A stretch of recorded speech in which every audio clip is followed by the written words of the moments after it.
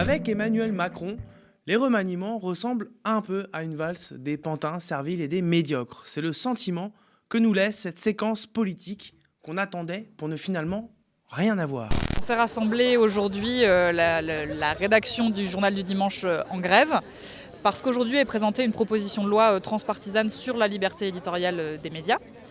Et nous, on est actuellement en grève parce qu'on proteste contre l'arrivée de Geoffroy Lejeune, ancien directeur de l'hebdomadaire d'extrême droite Valeurs Actuelles, et pour avoir des garanties juridiques sur la liberté et l'indépendance éditoriale de notre rédaction. Comme bien souvent chez les macronistes, la médiocrité et la servitude ont été récompensées avec la nomination d'Aurore Bergé à la place de l'ex-patron de la Croix-Rouge, Jean-Christophe Combes, au ministère des Solidarités. C'est aujourd'hui leur 27e jour de grève et on s'achemine vers la 4e semaine de non-parution du journal. On a un conflit exemplaire et je salue les grévistes.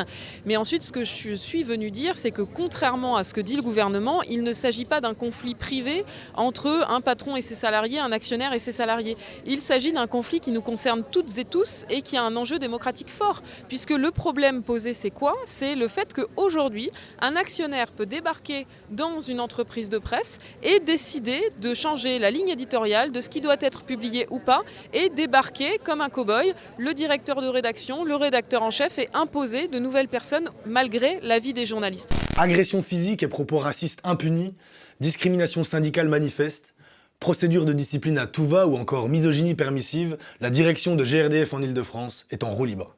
La récente explosion dans le 5e arrondissement de Paris est venue encore plus fragiliser l'entreprise.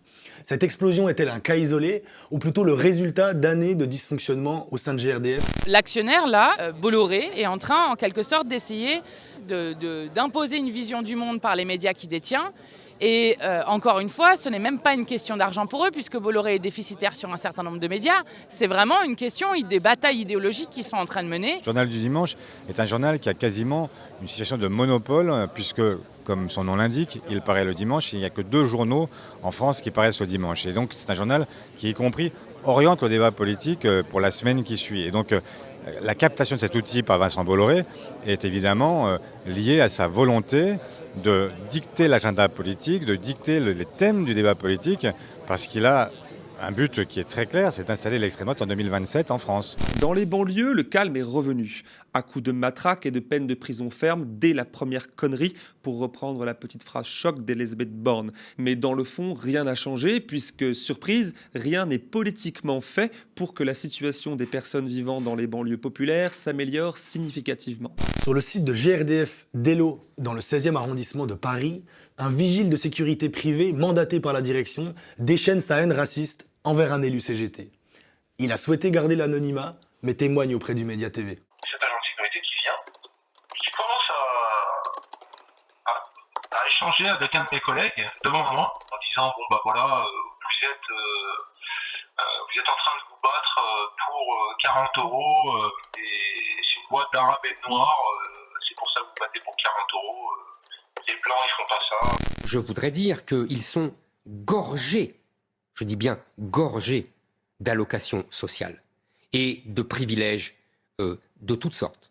Mais alors, quid des milliards d'argent public déversés sur les banlieues françaises et plus particulièrement en Seine-Saint-Denis ? C'est un fantasme des droites, un mensonge que le rapport de l'ancien ministre Jean-Louis Borloo démontait en 2018. Il indiquait à cette époque que dans ces quartiers, je cite, « les communes disposent de 30% de capacité financière en moins alors que leurs besoins sont de 30% supérieurs aux autres communes du pays ». Une des raisons principales de cette paupérisation réside dans le fait simple que la Seine-Saint-Denis dispose de moins de propriétaires, donc moins de taxes foncières et moins d'impôts locaux.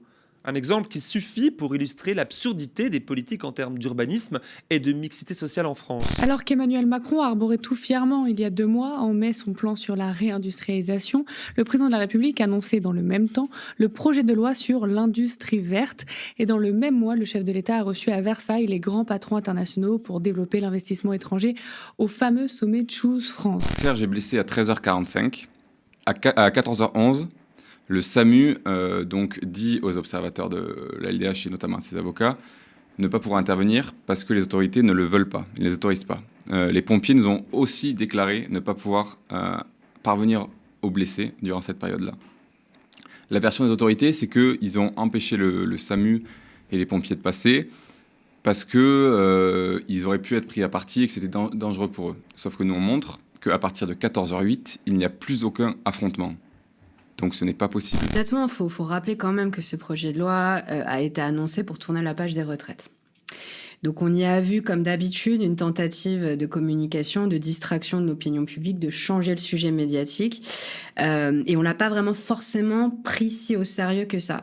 Pourquoi ? Parce qu'en fait, Emmanuel Macron nous habitue régulièrement à des grandes annonces qui, en réalité, quand on arrive au moment des projets de loi ou au moment du budget, ne sont pas forcément suivis d'effets. Qu'il y ait eu des violences, oui, c'est un fait.